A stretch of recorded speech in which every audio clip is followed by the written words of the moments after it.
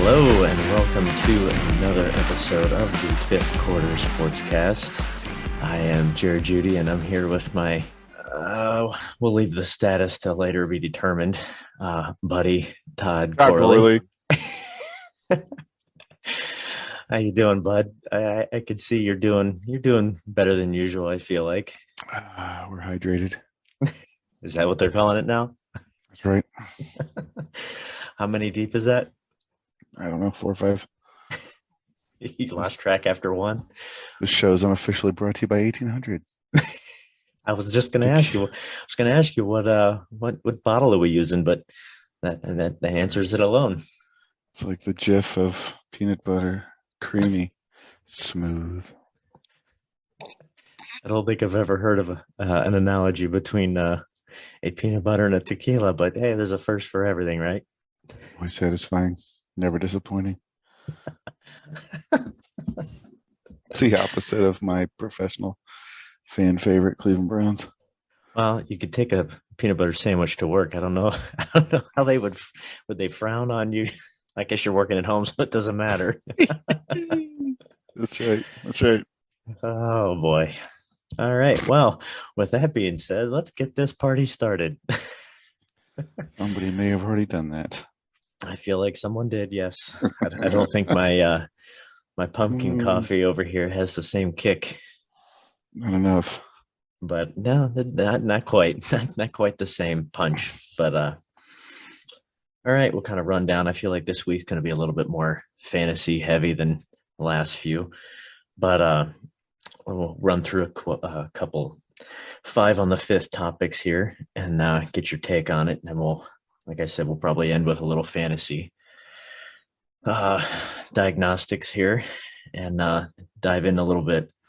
Start off, let's touch base on the thing that everybody's talking about. It seems to be the hot topic now. The Dolphins and Tom Brady and Giselle. Oh, I'm sorry. Go ahead. Yeah, Dolphins. You were going Dolphins. Yeah, we were going to start with the later topics in the week and then work our way down. But we'll get there. So the Dolphins and the Bengals. Why was Tua back on the field in 4 days? Like, I just find it very odd and very I don't want to say humorous or I don't know, for lack of a better phrase, interesting, I guess, that he got a concussion, cleared everything, had just backaches, and cleared it. Yeah, and was right back on the field, and then all of a sudden, now he's out for the game because he's not clearing concussion protocols from this most previous one. Yeah, well, no shit, he's probably still recovering from the previous one. Now he's too deep. Like I mean, especially when you have Bridgewater. Like Bridgewater's not. He's not a I don't know. He's not a Brian Hoyer. Like he's capable. He's proven he's been able to win games with various teams. Like, my God, give Tua a break. Give him a week at least. Like, Bridgewater's capable of handling a game. Like, I don't know. Yeah, I don't think Bridgewater's the problem here. I think it's the NFL doctors. I don't think we're paying them enough. Wow. I think when you've got it's what was it, the same doctor that gave Tyrod Taylor the injection there? Yeah, the golf tee. Yeah, was that same situation? We're just not paying these doctors enough. This is going to be a bleeding heart. Let's pay these doctors more money so they can make the proper assessments and diagnoses. Well, because Tua's eggs were scrambled 4 days prior. He shouldn't have been out there. He got out there and got. It actually looks sort of like a benign hit to me personally, but I don't know, when your brain's already swollen, it doesn't take much. Am I right? Well, exactly. And on top of that, it's interesting that he smacks his head off the turf, whether it was a hard hit or not. It wasn't a dirty hit, but he just smacked his head right off the turf. And he's good. Put him back in there.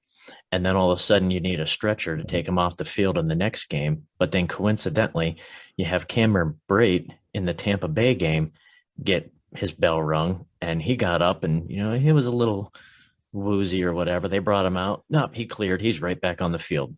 Like, and now they're saying that he might not clear concussion protocol. Like, What's going on? Like, I thought we're supposed to be, player safeties at our utmost concern. Like, really? Is it really? It's an odd way of showing it.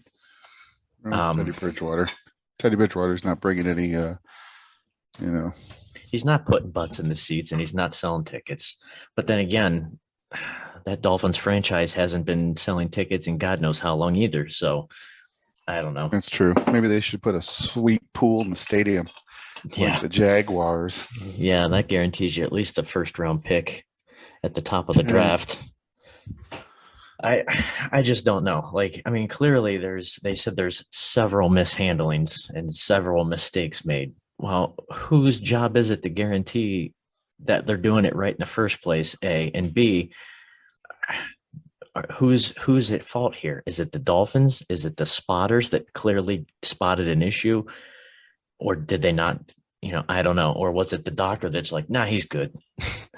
Like, and not only that, but aren't they supposed to get like the second opinions from the team doctor and the independent? So who's at fault here, the team or the independent?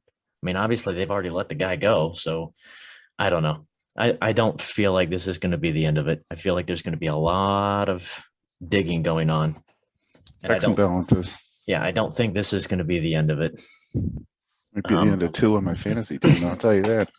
No, he might be the end of the Dolphins franchise, that's for sure. Because whether he couldn't spell his last name before, he sure as hell can't do it now. Well, whether they're paying people to lose games or whether they're just outright not able to compete because of lack of draft picks after this mess, I think it's going to be a while. I'm drafting another shot of 1800.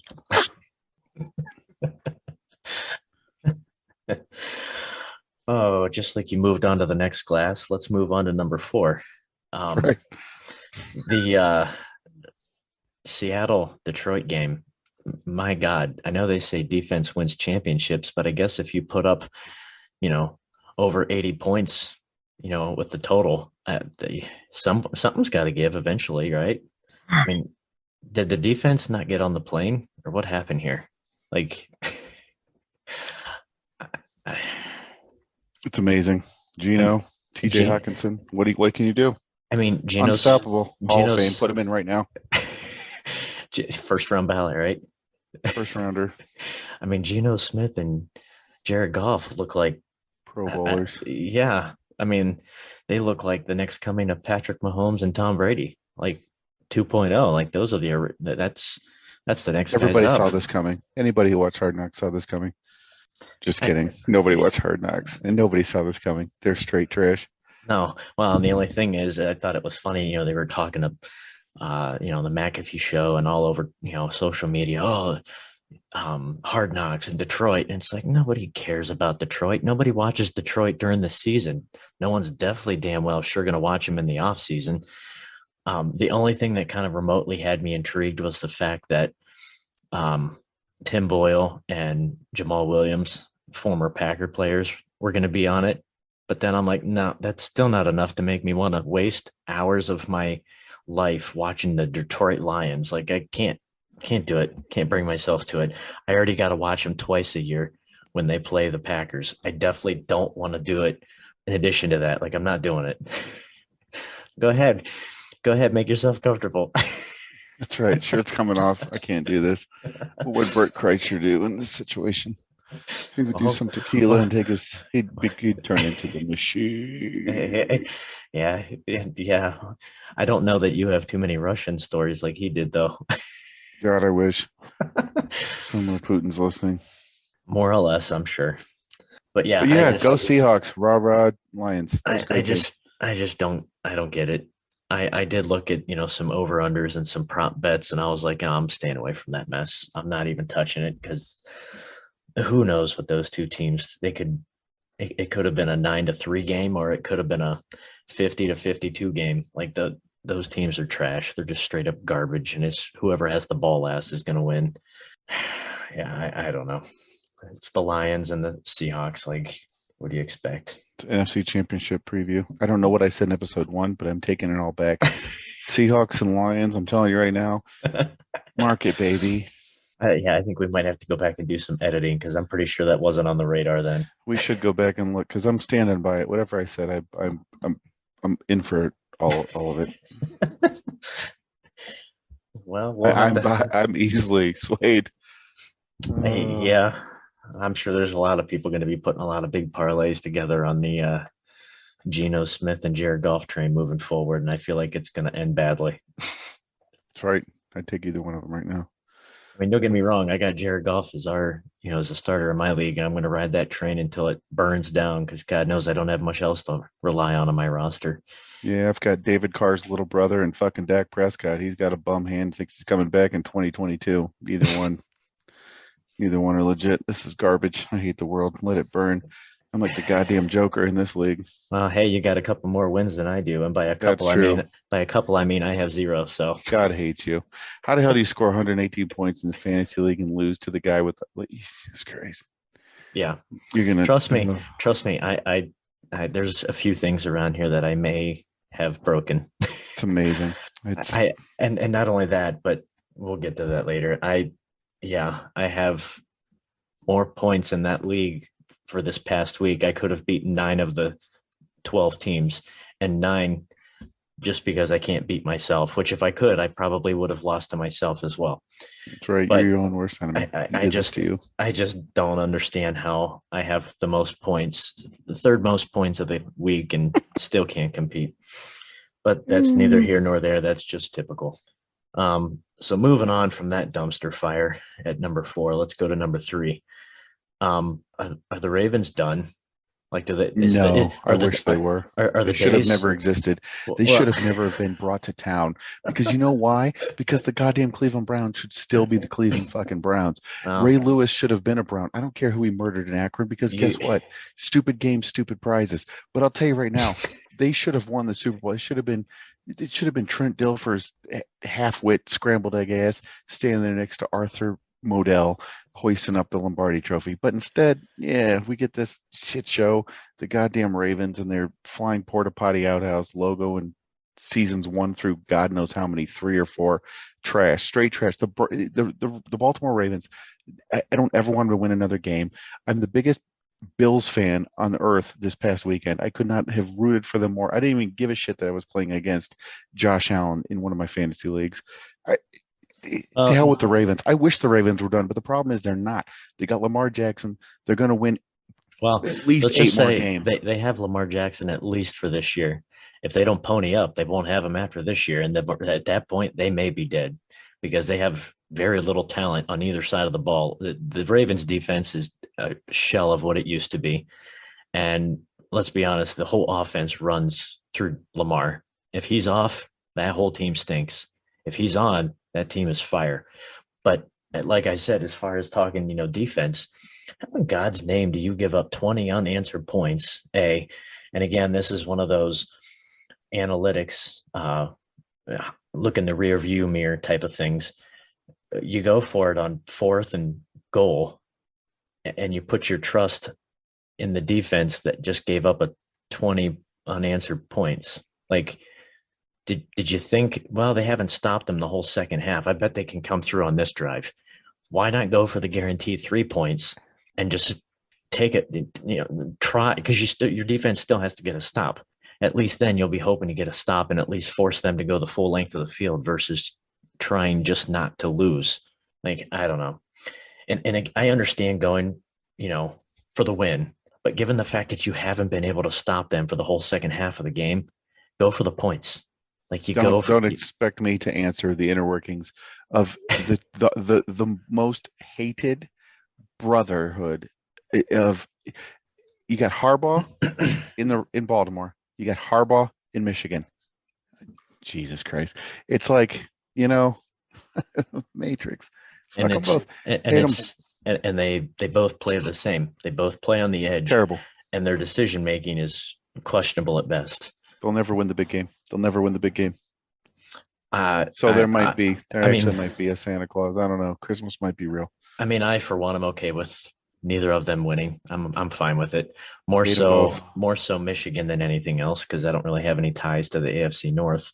But if I can see either one of them suffer. I'd rather see the brother in Michigan suffer because he's just Chad Powers. he's just Let's get more this. he's just more insufferable than anything else. That's right. The whole khaki sleepover party guy. Like I'm good if I never have to see him. It's a shame that he got re-signed to a new contract. Jim Harbaugh wears granny panties. Come at me, bro. I'm not even going to ask what source you have on that, but Per sources, we're just going to leave Harbaugh it there. Wears granny panties. John Harbaugh wears a thong. Is that the Commissioner Cup Shefty that told you that?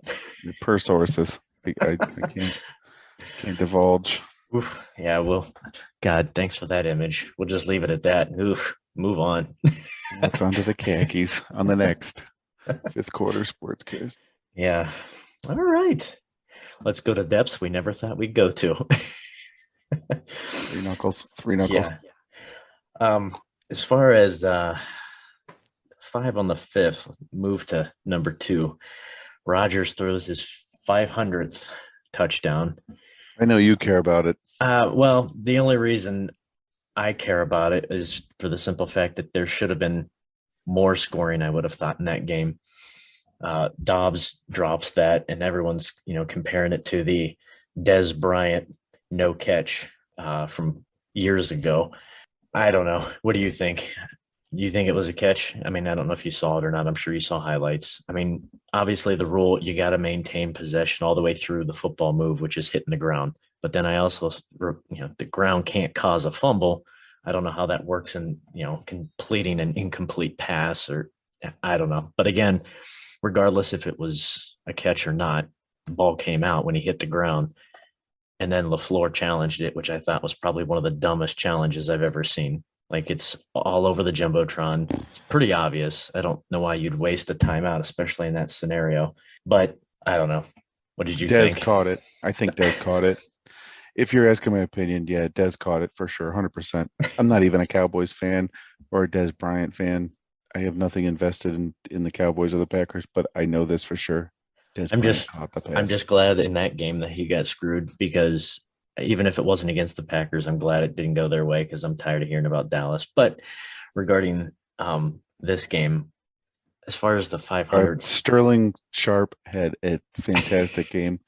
I was a little upset that Donald Driver didn't have more yards, but Amon Green looked like he was in a perfect form. He's in mid-season form early on. Did you catch the Dorsey Levens run? The Dorsey Levens, I had to go to the store to grab bonbons. Yeah, you're gonna want to go back and look at that replay. I hope that Tony Mandrich opened up a wide ass hole for him. There's no way that happened. There's no way that would ever happen. I think you never know. Somebody had to do it for him. He opened up something, but it wasn't a hole on the field, that's for sure. And a whoop ass, 100% right range, whoop ass. But Aaron Rodgers is not bad at football. He's pretty good for a JUCO. From what I've heard, yeah, his stats are pretty decent. There's obviously no way he's catching. Was it Drew Brees? I think was second with like 600 some. He's not catching him. He's not catching Brady, considering Brady's still playing. Although Brady might not throw another touchdown pass the rest of the season. Brady's going to throw more touchdown passes this season than anyone in his life, because he's getting rid of that dead weight anchor of his, Gisele Bündchen. Well, that depends on shitty acting and that shitty half-ass movie Taxi, starring Jimmy Fallon and Queen Latifah. That depends. I got a divorce the second that thing came out. That depends on when that actually takes place. If that doesn't take place until January, that might be too late. Never should have left Bridget Moynihan. God damn, Blue Bloods. Oh, so good. So good. The way your mind works is priceless. Oh boy. Time for another, Jerry. I don't think you tune in or to follow up with don't you dare McAfee. Don't you name the opposition. Naming the Pat McAfee show is that's like our direct opposition. That's who we're gunning for. I was going to say Rogan, but no, we're going after McAfee. Yeah, we're not going after Rogan. Let's be honest. He doesn't do any shows topless. I'll tell you that. No. Pat McAfee, I'm I coming can't for you. say. I mean, he's got a tank top, so I mean, he's already kind of halfway there. I've never punted before, but watch out, Pat.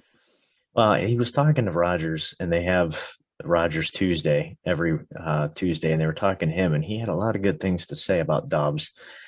Obviously, he's probably one of the most, I don't want to say polished, but he's not quite as raw I think as. he pronounces his name wrong. I think it should be Dobbs. I mean, it's kind of like Jerryad.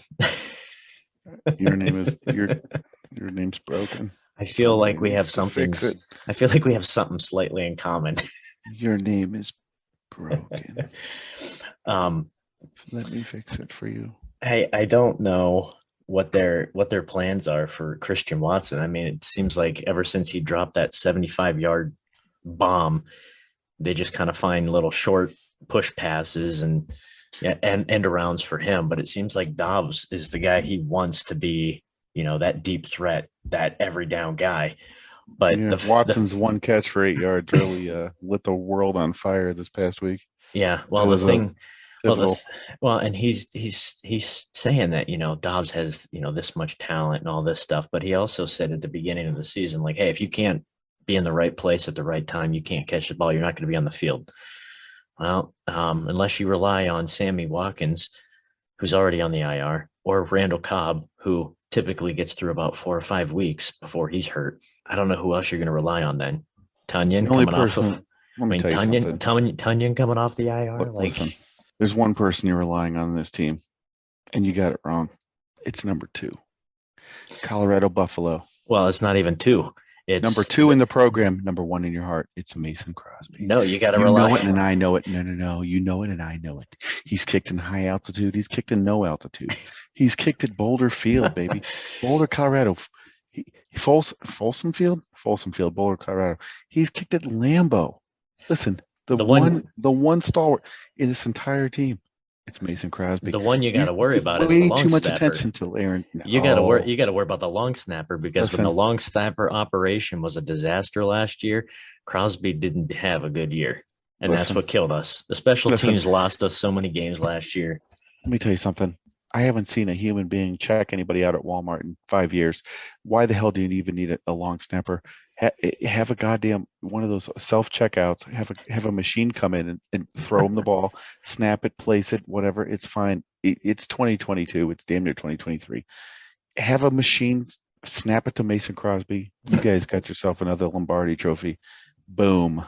No, that's the only thing it takes. That's all it takes. I got you. You heard it here first, folks. Listen, we're coming out of our shell this week. It's a lot of idea, guys. It's a lot of Follow ideas. Me to the kitchen. We're doing another. Hey, I mean, if you say so, I can't stop you. I'll try.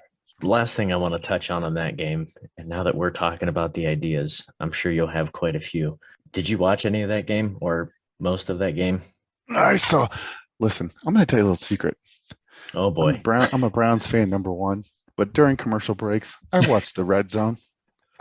All right. So then you probably had seen it, and I'm sure you've probably at least heard people talking about it. The delay of game that should have not been. Oh God, I'm going to get motion sickness here. You're going to get sexual sickness. There's a lot of flashing going on, so who knows in what form that's going to be. But anyway, yeah. So I know Rodgers and I know, Brady love to take that play clock all the way down to 1, sometimes 0, and snap the ball, because the process is you take it to 0, the ref looks at the ball, looks at the clock, looks back down at the ball, and if it's not snapped, about it. Yes. That's right. So how did New England run that completely down to 0? It had enough time to reset back to 40 and start counting back down again before they snapped the ball, and then they score a touchdown. And the ref didn't have enough time to throw the flag.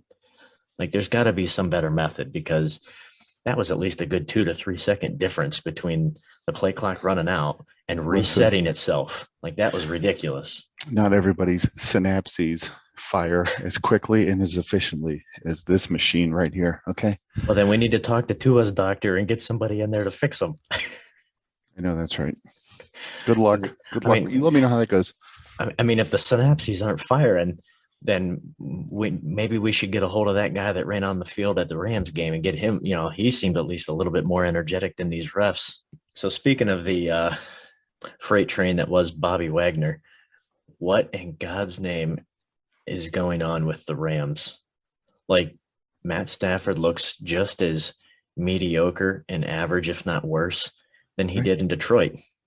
I was just going to say, careful, Matthew. Your Detroit is showing. Yeah. I mean, what was the stat I saw? He got like 16 sacks or something through 4 weeks. I mean, Joe Burrow's like taking a sigh of relief, but finally somebody can relate. Well, you're talking to a guy who's also had the Niners defense in one of his fantasy leagues. So I couldn't have been happier. I mean, obviously it benefits, in that sense. But from Matt Stafford's sense, like he's even having a hard time completing like short passes. Like Cooper Kupp is his only guy. He probably misses Odell Beckham Jr. I mean, they signed Allen Robinson in the offseason, and fuck that. They have no clue how to use him. I don't know who's listening, but fuck that guy. He's terrible. Allen Robinson is trash. He's straight trash. He's trash. Listen, I mean, holy Christ, the guy comes from Jacksonville, Chicago. Like, oh my God. I know you're a Bears fan, so you probably appreciate this. Well, that's my point. Is he came from a dumpster in Jacksonville, went to a dumpster in Chicago. Yeah. The best of the worst. The best of the worst again. So this is basically his best chance at actually flourishing. And it's like he's not even on the field. It's like they're running a 52-man roster. Like he's not even there. Like they have no play for him. They have no scheme for him. It's like they don't even know how to use him or refuse to use him. So then what did you bring him in for? He's nothing. He's nothing to me. He's dead. Well, and the thing, I don't obviously watch a lot of Rams games or anything like that, but whatever happened to Van Jefferson? Is he hurt? Or because he was coming on and having a few, big plays off and on at the end of last year. And I haven't heard anything from him at all this year. So it's like, the fuck is that noise? It's either Cooper Kupp or nothing, because God knows the offensive line isn't allowing any kind of runs to do anything. Playing the goddamn guitar. This is fantastic. You can't write this shit. This is nuts.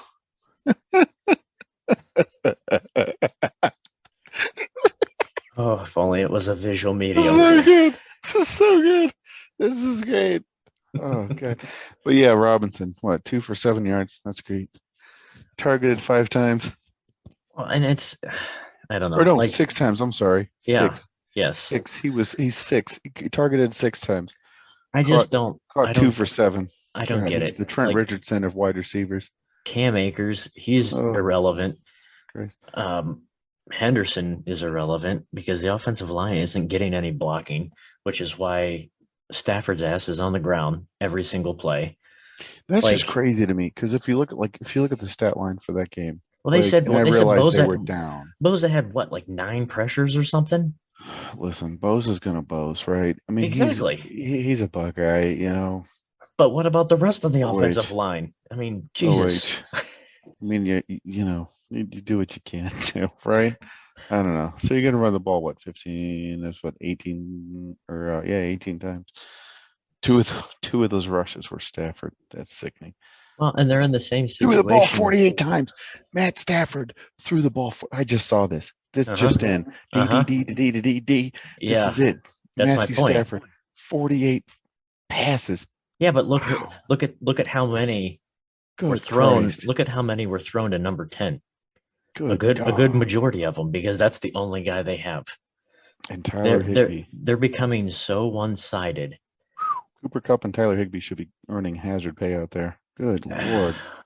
Well, I mean, Stafford should be collecting hazard pay for as much as he's on the ground. Listen, he gets laid. I mean, I'm thinking probably most of the guys collecting millions probably do, but that's neither here nor there. That's right. You're right. Cheers. But I just don't get it. Like, we're not doing this. We're not doing the show ever again unless we're at least 6 deep. I mean, one of us at least. Well, you didn't even give me a heads up that that was the game plan. You're just over there pre-gaming without me. Like, what in the world? Sometimes happy accidents, you know. Man, you got to give me a heads up next time. Mark your calendar. I'm doing this every night. If you want to board this train.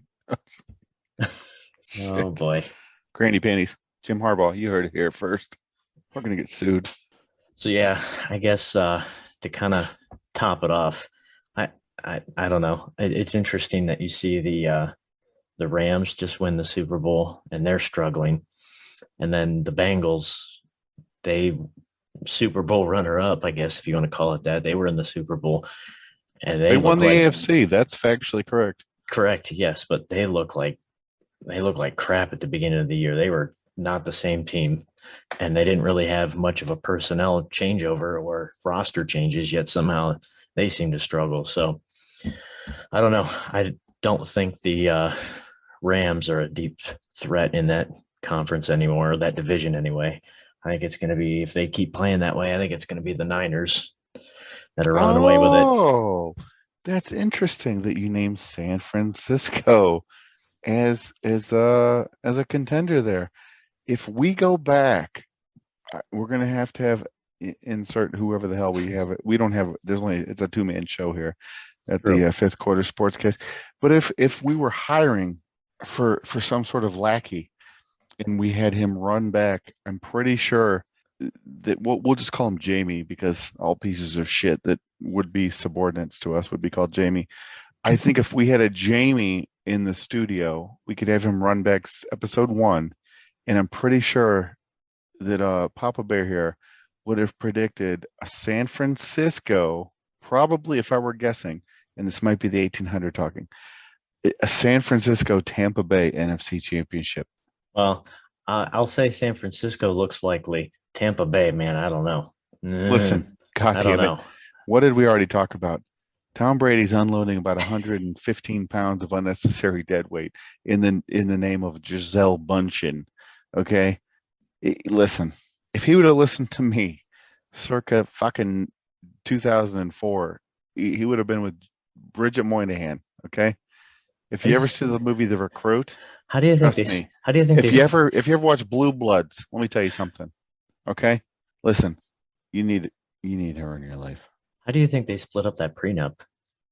Yeah, Because it's going to worth be an expensive. Those attorneys are getting paid, homie. does Tom have to pay her, or does she have to pay Tom? She's what is a woman who eats cotton balls and corn? What do you call them? Rice cakes? What the fuck they're? What do you? So wait a She minute. hasn't. When was the last time you actually saw her as relevant? She hasn't been in a Sports Illustrated swimsuit magazine since. What do they even do paper magazines anymore? Jesus Christ! So you know what her diet is, and then you know that Harbaugh's under khaki situation. You got a lot of unique sources. You happen to be, luckily, stars have aligned. You were involved in a podcast. I'll give you credit of your own doing, but you are involved in a podcast with somebody who is an infinite wisdom in the completely obscure and useless knowledge. I know things that mortals aren't ready for or don't care for. Yeah, some of that. But listen, like I don't think it's going to be a big turning point on this podcast for people to tune in to hear about Jim Harbaugh's under khaki situation. That's not everybody wants to know. Everybody wants to know what's under the khakis. It's not going to be the headline grabber. Listen, it's probably just another set of khakis. No, it's granny panties. There actually no, I don't think there's another set of khakis. But I can guarantee you that at the core of his nether regions, it is granny panties. Okay. Are you listening to me, Ann Arbor? Are you listening? If anybody in that shit-forsaken state is listening, you know that the highest paid individual in your entire godforsaken state is wearing granny panties. Listen, Ann Arbor, the big house, 110,000, whatever stupid people at that stupid stadium.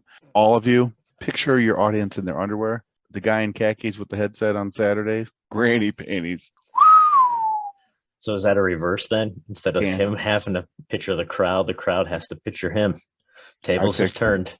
Listen, whenever I'm watching ESPN on Saturdays, I know. Oh, thanks. Now I'm gonna know. You're welcome. That's what you're welcome from this guy. Oh well. I guess I'll send my thank you letter in the mail. That's right. 2022. Is the mail still a thing, or? I mean, you can't rely on it, but sure, it's still a thing. I didn't know if that was a real thing. Only if it's voting. You can use the mail as long as you want, as long as it's to vote for somebody. Oh boy! All right, where are we at? Let's hit this. Let's hit this 5 on the 5th, or whip them out Wednesdays, or touch them all Tuesdays. Yeah, we're good on those. Let's move on to some fantasy stuff. Oh, wheelhouse. Yes, wheelhouse. Let's do this. Yeah. So you or the Commissioner Cup Shefty posted. It wasn't me. I don't know who that is. No. We can kind of play off, and then we can kind of add in as needed the do this studs or duds for the week. Yeah. And duds on the Twitter feed listed as Mari Cooper, Chase Claypool, Tony Pollard, or Isaiah Likely. I could add in some Jonathan Taylor, weeks 1 through 4. He did let down. And has he played up to what everybody said was the consensus? Consensus. I think it's a little redundant, but the consensus #1 pick, except for our league, because I still feel like I don't even need the him number to one play. Pick in our league was going to be I think it was going to be Eckler no matter what. I don't even need him to play like a Pro Bowl Hall of Famer candidate. I just needed him to play maybe just a little bit better, if not comparable to Khalil Herbert, the backup in Chicago, and I would be happy. Or, Latavius Murray, who just got signed off of New Orleans practice squad. I'll take that back. I'm fine with that production. But the fact that you give me, what did he give me? 2.3 in our league? Like, I don't think Latavius Murray's, in fairness, I do think that Jonathan Taylor has scored more fantasy points this season than Latavius Murray. New Denver Bronco, go Elway. I'll put it this way: at the end of the year, maybe, I don't know. Depends on how often. It depends on how often Melvin Gordon keeps fumbling. Because it seems like hold on to the football. It seems like Indy doesn't want to use the run game or can't block for the run game. So there's a good chance that I don't know. Latavius Murray might have more chances. He probably will. You know what? Oh man, yeah. I don't even want to make a board bet because I feel like it could go either way. Because I know how Denver does. I know how you would think that it would be Melvin Gordon's just running away with it, but Boone, they said he had Murray. They said he had what? He had what? 4 fumbles so far, or 3 fumbles? Dude, he's you know what? On the year, in the one game, they each fumbled inside the 2-yard line. Like each of them. It's like, oh. So now they're even split halfway, 50-50 down the middle, even in fumbles. The #1 knock on Melvin Gordon, man. Ball control. He can't do it. Which, being a big he's got hands unofficially. I have it per sources. Unofficially. Oh. He may have, and this is pure speculation. Science is not equated in this whatsoever. I have it on good authority that Melvin Gordon's hands identical size to Baker Mayfield's. One time I had 6 mini muffins in a package of confetti or funfetti mini muffins. I can't wait to see where this comparison's going to go. That package of mini muffins had twice the landmass as Baker Mayfield's hands. One hand. Well, his muffin hands. How does that compare to Kenny Pickett? Baker Mayfield. Listen, Kenny Pickett looks like Andre the Goddamn Giant compared to Baker Mayfield. Kenny Pickett's just because the guy wears gloves. Everybody makes fun of Kenny Pickett. Oh, you tiny hands. You got to wear gloves to hold on to the football. But nobody wants to talk about Baker Mayfield's tiny mitts because that man can hold on to a football. This isn't part of 2 for Tuesdays or 5 for 5 on the 5th.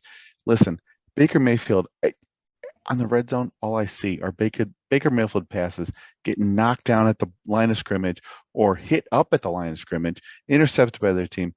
Baker Mayfield, you're number 1 on my list. You've got smaller hands. Oh my God, than any of the fucking Oompa Loompas. I'm so tired of you, Baker Mayfield. You're next after Pat McAfee. I'm coming for you. It's good to know that we have a list. I didn't realize we had a list. I got a list. Clearly, it's here's one my you've been list working on. and the order it's in. It goes Reggie, Jay-Z, Tupac, and Biggie, Andre from Outkast, Jada Corrupt, Nas, and then me. Eminem, I'm out there if you want to do a collab. Is that number 6 or number 7? Or did you lose track? At this point, yeah, I don't know. Why don't you just once we start talking about Baker Mayfield's hands, it's all downhill from there. Why don't you just stop pouring and put a straw in the bottle? You know what? Saves I got on one of them dishes. pour tops. It's fancy. I can't even fit a straw in it. It's got like a plastic thing at the top. Hey, you get a long enough swirly straw, you'll be all right. It saves on That's dishes. true. Saves on dishes. I could put Baker Mayfield's dick in there. Maybe that would fucking reach to the bottom. God knows it's narrow enough. Would that be the worm in the tequila? I'm coming for you, Baker. I'm coming for you. Would that be the worm in the bottle then? I wish I had some mezcal. Christ on a cross. You know what I do with it? Oh. But yeah, so let's talk about fantasy studs. You were talking about fantasy studs or duds? Duds. Yes. You're going duds. I mean, so here's my thing. To go along with the list, you got Cooper, Claypool, Pollard, and Likely. Claypool. I think you could also literally nothing. I think you could also go ahead and put DJ Moore, who I have, or any receiver that pairs that's funny up you with should mention that DJ Moore. That pairs up with Baker. Who throws the ball to DJ Moore? Exactly. Let's see. Do you know why? At the beginning of the year, on every single one of my do not draft lists, do you know where DJ Moore was? At the top of my do not draft list. Why? Oh, geez. It couldn't have anything to do with the guy who's throwing him the goddamn ball. And by throwing him the ball, I mean getting it batted down at the line of scrimmage by insert name of irrelevant defensive lineman or offensive lineman's helmet. Here, Baker Mayfield. Thank you. Yep, DJ Moore. If you drafted DJ Moore this year in fantasy football, you should listen to this podcast more, because boy, could you learn a thing or two. Well, and here's the thing. Is it just the height and the small hands? Because look at Kyler. He's a pretty comparable in size, and he doesn't play anything like Baker. But he also has 1 ounce of athletic ability, though, too. God, those tiny little quarterbacks from Oklahoma. Don't we love them here at the Fifth Quarter Sportscast? Oh, boy. Oh, shit. Well, God, so what else? Tequila. So what else you got for duds? Anybody? Duds. Because right now it looks like it's a 50-50 split between Claypool, who had 2 targets and 0 receptions, and Pollard. Well, the thing with Pollard is how much, like, he didn't even score, honestly, as far as a single fantasy point, he didn't even get one. But at least I expected more out of him. Running backs, especially when you're paired with Ezekiel Elliott, who's at the back end of his career, I would have expected more out of Pollard. Claypool 0, Likely 0. I think Dusty, he's not listening to this, but he should, because he could probably learn a thing or two. Super high on him on draft night. Isaiah Likely, not even Isaiah Likely has Isaiah Likely on Isaiah Likely's fantasy team. Isaiah isn't likely to draft himself, am I right? Highly unlikely. Isaiah unlikely. Scored a big old 0. I don't even know. Honestly, if I had my phone right now, I can't, because I'm plugged into the wall and I'm fucking drunk off my ass on 1800. And if I move and at all, I'm going to fall on my face. 0 points. He may have been targeted, but again, I think he's in an offense that runs 100% of the time with their quarterback. So, yeah, but still a dud nonetheless. Yeah. looking at some of the fantasy studs, it's Hawkinson, Eckler, Josh Jacobs, and Rashad Penny. I think you could also maybe throw in Golf in there. He had a for the type of week he had with zero receivers. I mean, obviously with Hawkinson, with Amon-Ra Hawkins, St. Brown out, yeah, Goff had an yeah, amazing game, but that kind of goes back to Hawkinson. correct. Hawkinson definitely benefited from that as well. But yeah, I mean, right now it's Hawkinson leading the way at 63 or 67% and Eckler at 33. I mean, Eckler finally showed up and did what everybody knows he can do. the fact that he played like that majority of last year, and this is going into week 5, that he finally played how everyone expected him to be as the number one back. It's good to finally see him, hey, welcome back to the NFL, Eckler. Josh Jacobs, it almost kind of seems like they don't want him there. Like they're kind of in that New England mentality of, hey, yeah, we don't pay running backs. I'm not a Josh Jacobs fan, to be totally honest. I don't He had a fantastic week, especially for Josh Jacobs. I don't think many people like Josh McDaniels, but it seems like they don't really want to use him unless they have to. And the fact that it's kind of like, okay, we're 0-3. Let's just empty the bucket and get anybody. Let's just get any kind of points we can, because right now what we're doing isn't working, which is shocking for the number of weapons you have. And you haven't used Jacobs at all. That's kind of concerning. Josh McDaniel. So here's a fun story. 2006 Ohio State Buckeyes in the national championship against the LSU Tigers. One of the league mates that you and I are in fantasy football, Dusty Kastranik, Isaiah Likely owner, he and I decided to make and we're both college graduates, by the way, decided to make the intelligent decision to rent a Ford Expedition. 2 of us. We're not Kardashians. We don't have like 16 bags of luggage to take with us. We No, Dusty, but you do make up for the size of at least 14 that's of them, true. though. I'll tell you what, factually correct. I can tell you, physically speaking, I am bigger than the rostered Ohio State player whose players tickets we used to get into the Ohio State LSU game. Long snapper Demetrius McCreadis, number 56 in your programs, number 0 in your heart, because nobody knows who the fuck he is. But we did use his player tickets to get down to the 2000, and I think at the time was actually the year was it 2007? I think it's January 2007. I don't want to say. Anyway, we rented a vehicle, the Ford Expedition, at the Canton Akron Airport. The person who sold us the rental car had a son who informed us at the time was a coach in the NFL. And we're like, oh, that's cool. We did not know. She told us who it was. She says, yeah, it's Josh McDaniel. At the time, offensive. I don't even know if he was offensive coordinator. I think Charlie Weiss was offensive coordinator of the Patriots back then. But yeah, Josh McDaniel. We rented a car from Hertz at Canton Akron Airport from Josh McDaniel, no S, plural, possessive, apostrophe S. We rented from his mom to drive to Louisiana and back. We also ran out of gas in Louisiana, and it was a shit show. You should have been there. It was great.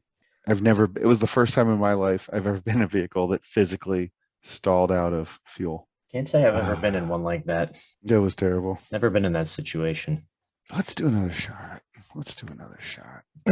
Well, while he's doing that, looking some more at the fantasy studs and duds, obviously you kind of look at Jonathan Taylor. He's obviously down from what everybody had hoped. Definitely not anywhere up to par from where his standards were last year and where he kind of left off. Obviously, the Indianapolis line isn't helping. Matt Ryan's indecision making isn't helping, and now he's beat up. While you were partaking, I was talking about Taylor. Basically, he's not lived up to where he left off last year. The offensive line isn't helping. Matt Ryan's indecision isn't helping, and now it looks like I don't know. I forget if it's a high ankle sprain, but he's kind of banged up. So I don't think that he's obviously going to be a factor right now. Looks like his stock is trending down.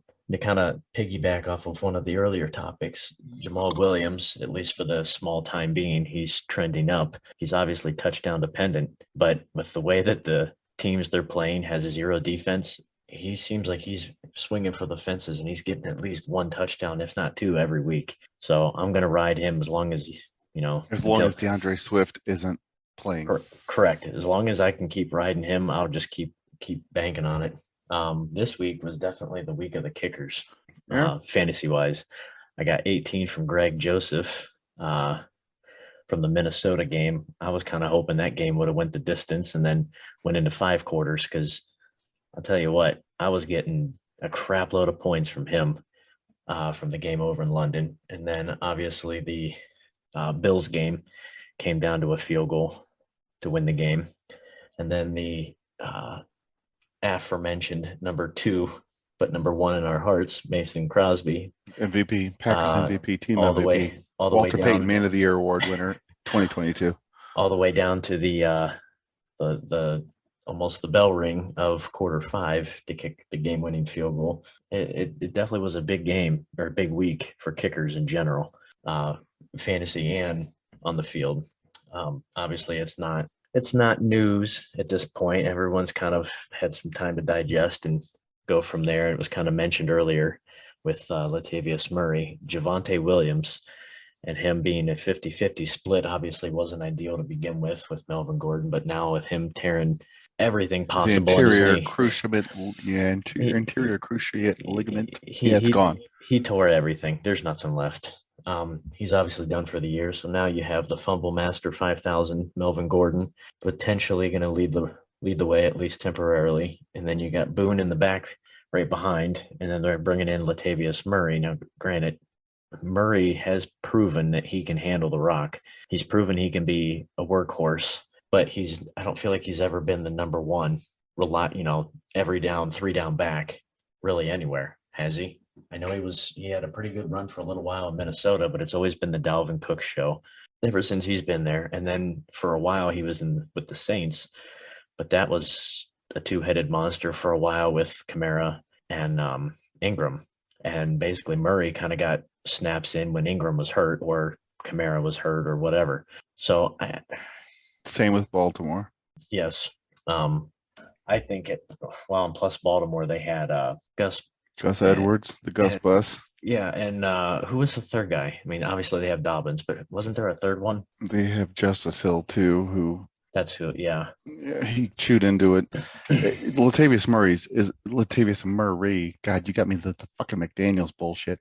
Latavius Murray. God, fuck! Don't ever do like 9 shots of 1800 when you're trying to do a podcast, unless you want to be just articulate as hell and. You want to talk about the Dolphins? You want to throw the Dolphins coach in there too? So anyway, Charlie Fry, the quarterback's coach. No. So Latavius Murray has hashtag Charlie Fry. God damn it, I love you, buddy. If you're out there somewhere listening, if you hear this, please, for the love of Jesus, sign my jersey. I've got like $2,000 worth of your autograph cards that I bought off eBay. Chapter 7 bankruptcy paid for most of them, but don't worry about that. So Latavius Murray. Where were we going with this? God, you do this to me. See what you did? You did? We're talking about him trying to take over that role from Gordon. Oh, yeah, it's not happening. He's never been the number 1 guy. He's not a featured back. That's not what he is. He's a change of pace. He's I'll tell you what, though. God love him. Have you ever met a running back in the past 10 years who's been able to put himself in a position to succeed as an injured stopgap fill-in like Latavius Murray? I mean, he's literally like, nobody gives a shit about Latavius Murray until the number 1 or number 2 running back on that team goes down, and then he's your guy. The only person I can think of that comes to mind, and that's just because he basically it's a given he's not going to stay healthy for the whole year, but he's not as dynamic as Latavius Murray, is Madison. Because Cook is always beat up. Everybody always has this enamored infatuation with Alexander Madison. And they think that somehow miraculously he's going to lead them to the promised land. And he's going to fill in because Dalvin Cook has a knee that's made of mashed potatoes. I'm telling you right now, it's like the same thing, but it's like Madison has only been with the Vikings. Murray has done this literally everywhere he's been, or everybody's like, shit, our running back went down. Who's available? Oh man, it's Latavius Murray. He's available. God, they just dropped him on this team. Let's sign him. Cool. Let's grab him. Everybody's all about Latavius Murray. And you know what? God damn it, he's marketable. He may as well have gone to fucking Ohio State because he's so marketable that everybody's like, man, let's just get this Murray kid. He's got a shot. Yeah, he's serviceable. Honestly, he's the running back version of Ryan Fitzpatrick. Yeah, exactly. Fitzmagic. They should call. Latavius Murray is like the non-Ivy League college half-wit waterhead. Like, okay, well, shit. He's like the buy here, pay here version of an NFL running back. He's like, you know what? Oh my God, I got to go deliver pizzas, but I don't have any, like, my credit's shot. But I got $3,000 in my pocket. Here, let's go buy Latavius Murray and have him run us to an NFL championship. That's exactly what he is. He's a buy here, pay here NFL running back. He's a viable fill-in when you need him.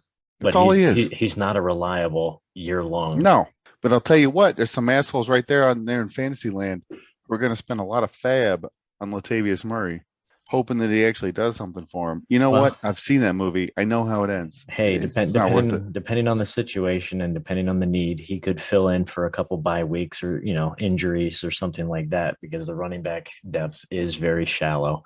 But again, there's a lot of better options out there that's gonna keep you going season long. He's got bigger hands than Baker Mayfield, and he does wear granny panties. So you know what? He's got that for him. He's got that going for him. Then. I'm Doug Corley, and I endorse this message. Oh boy! Well, this has been fun. This is a good one. We should drink tequila every night. We've learned a lot. This is happening. What else do we got here, Jared? What do we have on the tip for Tuesdays? Well, I think that's all I had. The only other thing I was going to say is for those that are interested, and I know you've kind of fared off, but it'll benefit you as well. For us in Ohio, sports betting is becoming legal at the first of the year in 2023. And I know I'm sure everyone has seen at this point, at least for Ohio. If you're in Ohio, you can get pre-authorized, sign up on FanDuel. You automatically get $100 deposited into your account for free bets. I think DraftKings is doing something as well. I think it's like up to $200. So for anybody that's listening in Ohio, take advantage of that. Go ahead and sign up, get pre-authorized. You guys can go ahead and get some free bets in there and hopefully take them for everything they're worth. Empty their bank accounts out. I obviously don't know anything about their sports books, which ones are better or not, because we obviously can't use them here, but I'm sure a lot of other competitors, I think there's BetMGM out there. I think there's a couple other ones that I've heard ads for. I'm sure they're probably going to try to offer some stuff as well for, first time Ohio users. But yeah, I'm definitely looking forward to that. Throwing a couple bucks down at some random sports book somewhere, whatever one I decide to go with, see how that pans out. All about getting the free money and trying to make it work for you. Take advantage of it. Yeah, other than that, I don't really have anything else. You got anything? I'm verified, Jared, on the FanDuel. I'm verified. I clicked the link you sent me. Let's send our listeners that link. Yeah. Both of them. Both listeners. Let's send them. Send them the link. Just shoot us your emails at whatever at fifthquartersportscast.org, because God knows we're a nonprofit situation. We'll get you that $100. You know what? We're Tim Misney, and we're gonna make them pay. Oh, that's an interesting way of looking at it. Listen, when I go like this, the mouth disappears. It's the beard, baby. It does show superiority. That's for sure. Listen, it shows 98% of my powers derive from. It shows I mean business. The beard.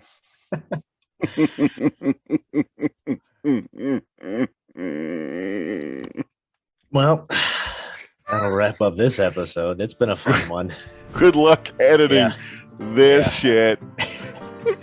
Do all that fun stuff. Download, subscribe, rate, review, all that good stuff. Interact with us, Twitter, Facebook, 5THQ Sportscast.